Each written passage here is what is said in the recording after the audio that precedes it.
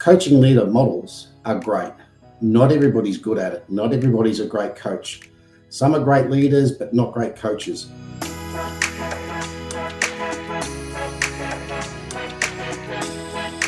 Hello and welcome to Meet the Coach series. I'm your host, Carla Egan, and today we're exploring the broader application of coaching throughout the various stages of your career. Our guest today is Rod Francisco from Habitude. Rod is a business and a workplace coach with a lot of experience in making workplaces better by actively shaping the culture through behaviour design and development. Rod's based in Mackay in Queensland and joins me today. Welcome to Meet the Coach podcast, Rod. Thanks, Carla. It's great to be here today. Thank you. Now, this is a great topic that we're jumping into, Rod, because we're seeing a shift towards businesses and organisations using a combination of internal and external coaching services for leaders and for their employees. So given this shift, I'd like to just start off and ask you, how does an external coach like yourself work with internal support in a workplace where an employee may already have that in their career? It's an excellent question, Carla, and probably the most important thing to understand for people engaging in coaches where there's already internal services being provided, or they may have external mentoring as well, is that the coaching service being provided externally is one of those things that's independent of what is happening internally within the business. So they can be very objective about how they view what that individual is talking about, but also gives them an opportunity to discuss the issues that are here and now that they may be not necessarily uncomfortable, but unsure about how to approach internally. And if they've got a lot of things going on internally, that opportunity to talk to somebody externally, particularly in the coaching realm, provides them with a really great opportunity to get another set of ideas. What we often see is internal coaching and external mentoring. And so the key thing from my perspective is that an internal or external coaching is the here and now, whereas the external mentoring is somebody that might be looking more broader and a longer term focus for the individual. And what we can do is we can take, as an external coach, we can look at the obstacles that the employee might be facing and really objectify them, and down to the simple terms, take the emotion out of it and enable the employee to work through those processes. We may also, as part of the coaching process, give them a reality check because we are in that coaching process asking them about their willingness to commit to the change that they need, to the growth that they need. And it might be a bit of a reality check, is that, you know what, I really want to do that, but I'm not ready to do that. But also what we can do is help them build the relationships. What are they looking to seek in terms of this growth of themselves internally? Where do they want that to land? And how do they make that work for themselves? And the last thing we can do, really importantly for them, is help them create the vision. What does success look like? And from my perspective as a coach, that's the real key part that you can do externally. Help create that vision, define success. Oh, I like that. What does success look like? I've made some notes down here, and I like the idea that, you know, coaches do provide a different perspective, new ideas, and perhaps different approaches to problem solving because, you know, you're seeing it with fresh eyes. And I love that. But yeah, how do you define success? And what are those barriers to achieving that? Rod, let's talk about your experience, because you've got a lot of experience in coaching and in the workplace. So what are the more difficult phases of your career where coaching can actually add some real value? Probably the most common one that people come across is starting a new job. And everybody thinks of starting a new job as, I've started a new job with another company, whereas actually it could be a sideways move. It could be a promotion.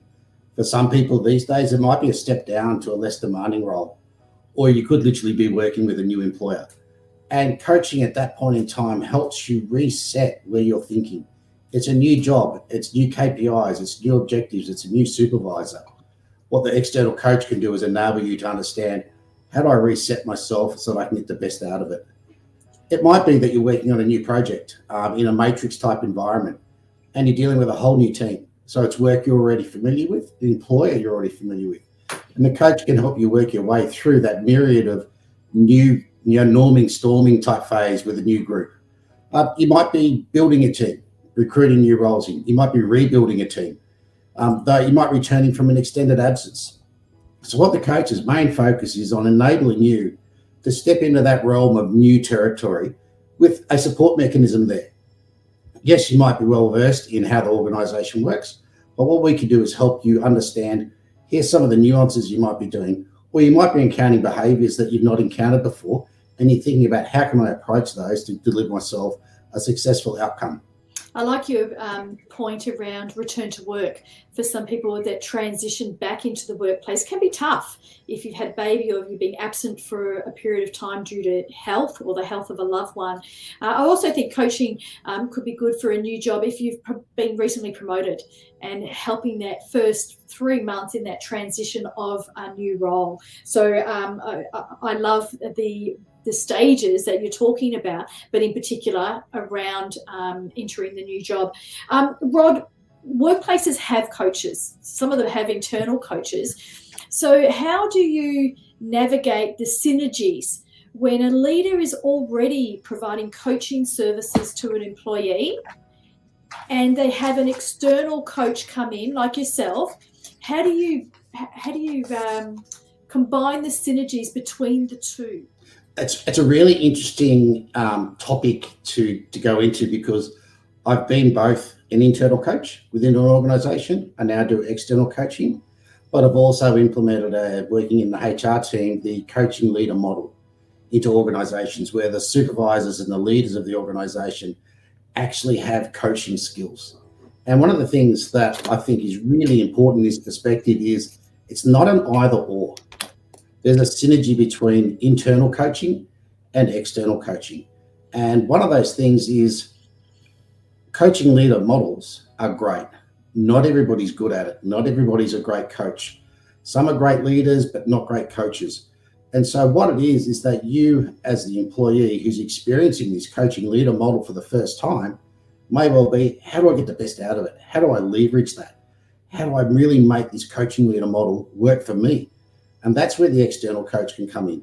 Also, it enables then for the leader who's coaching their team to either be coached themselves to support them in their skill development, their capability development, or it might be that you're there assisting some of these people in that team to grow their coachable skills. How do they interact better with this coaching leader who's now really doing this for the first time?